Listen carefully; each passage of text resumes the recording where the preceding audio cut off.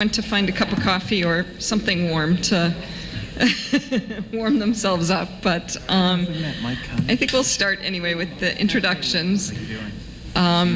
So we've had these two keynote speakers, and we're going to follow that with a panel of respondents. So when we invited this panel, we had asked them to, if they would be willing to come and hear the lectures and then respond to what they heard, and to particularly consider, since we've been really looking back or looking at where we've come from to where we are now, but to also comment on where we might go from here based on this legacy and some of the work that we've all been engaged in, sort of how we move forward from here.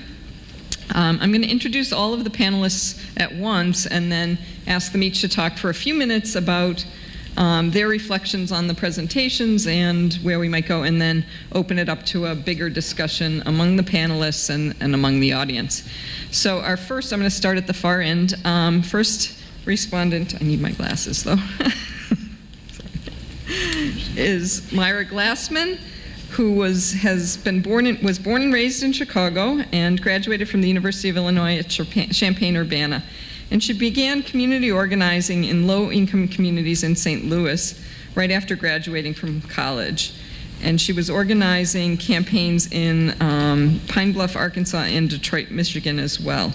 She returned to Chicago in 1984 and began union organizing with Local 880, which at the time was an independent union that was focusing on organizing the very low-paid, unrecognized, and growing home health care workforce. These are people that assisted Medicaid-eligible seniors and people with disabilities. She's worked as a field organizer, the lead organizer, field director, and then chief of staff for Local 880, which more recently merged with two other locals in 2008 to form the SEIU Healthcare Illinois, Indiana, Missouri, and Kansas.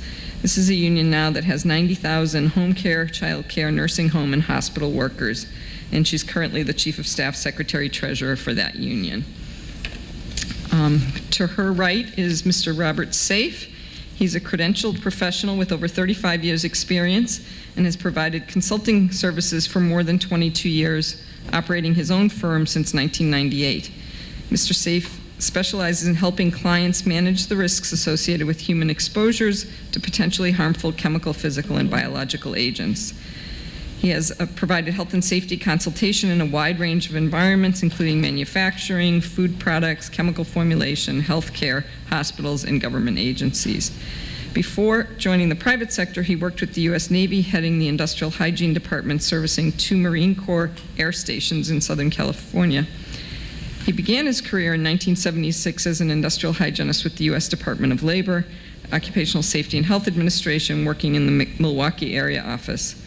He received his BS degree in environmental health from Colorado State and is a certified industrial hygienist, a licensed industrial hygienist in Illinois, and a qualified environmental professional.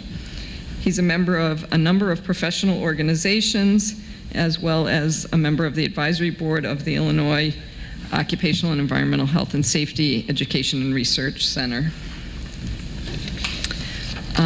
To his right is Jorge Ramirez, who was elected president of the Chicago Federation of Labor in 2010. He previously served as secretary-treasurer. Prior to joining the CFL in 2006, Mr. Ramirez was elected vice president and served as executive director of Local 1546 of the United Food and Commercial Workers International Union, representing nearly 30,000 members in Chicago and throughout Illinois. Since 2008, Mr. Ramirez has served on the Cook County Health and Hospital Systems Board of Directors as vice chairman, and he currently serves as a member of the U.S. Department of Labor's Labor Advisory Committee, the Federal Reserve Bank of Chicago's Advisory Council on Agriculture, Small Business, and Labor, the Chicago Convention and Tourism Bureau Board of Directors, as well as a number of other boards related to both labor issues as well as philanthropic and community service organizations.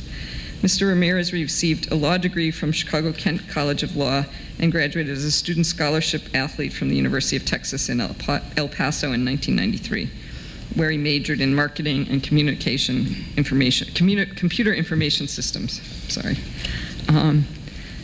Dr. Linda Murray has spent her career serving the medically underserved. She's worked in a variety of settings, including practicing occupational medicine at a workers' clinic in Canada, the residency director for occupational medicine at Meharry Medical College, and bureau chief for the Chicago Department of Health under Mayor Harold Washington.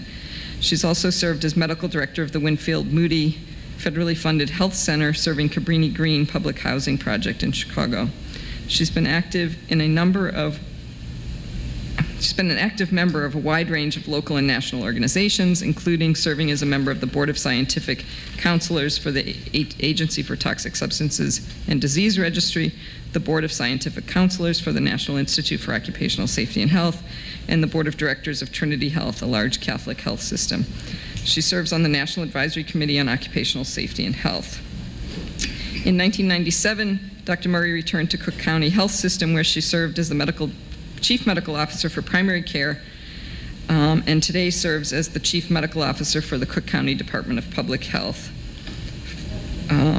She practices as a general internist at Woodlawn Health Center, is an attending physician in the Division of Occupational and Environmental Medicine at Cook County Hospital, and is an adjunct assistant professor in environmental and occupational health sciences and health policy and administration at the University of Illinois School of Public Health.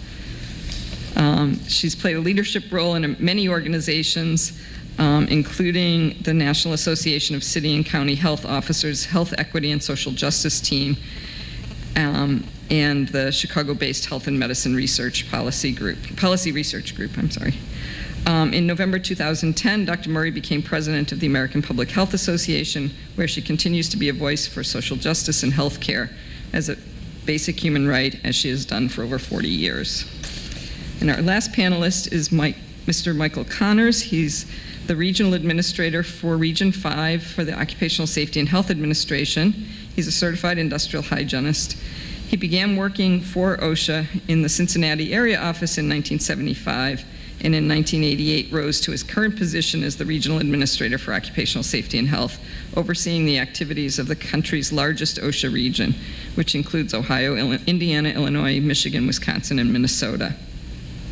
Under his leadership, this region has routinely surpassed goals for both number of safety and health inspections and major violations uncovered. In 2009, the Occupational Safety and Health Administration presented the Department of Labor's prestigious Philip Arno Award to Mr. Connors, recognizing the exceptional leadership he has shown during his more than 30-year career with OSHA. So now I'm going to turn it over to them, again asking them to reflect on what they've heard today, as well as sort of give us and maybe open a discussion of where we might go from here. Thank you. I guess we could start with Myra and come back this way. This is the order that I introduced. But it is important that you all use the microphone. Okay. Maybe up. Can I take this out of here? Okay, this is a little more comfortable for me. So I kind of jotted down notes from both Chris and Leslie on things that just struck me, and there's a lot of things that they both spoke to, but I'll probably work in some of my reflections as I go through their comments. So Chris had talked about the idea of lay knowledge that Alice Hamilton was really focused on, to learn from those doing the work, that the people doing the work are really the experts, and that other people can learn from and collect data and, crunch the numbers, whatever, but it's actually the people in the field doing the work that you need to start with, which usually is not the case. And you have to care about those workers to even want to do that, which clearly she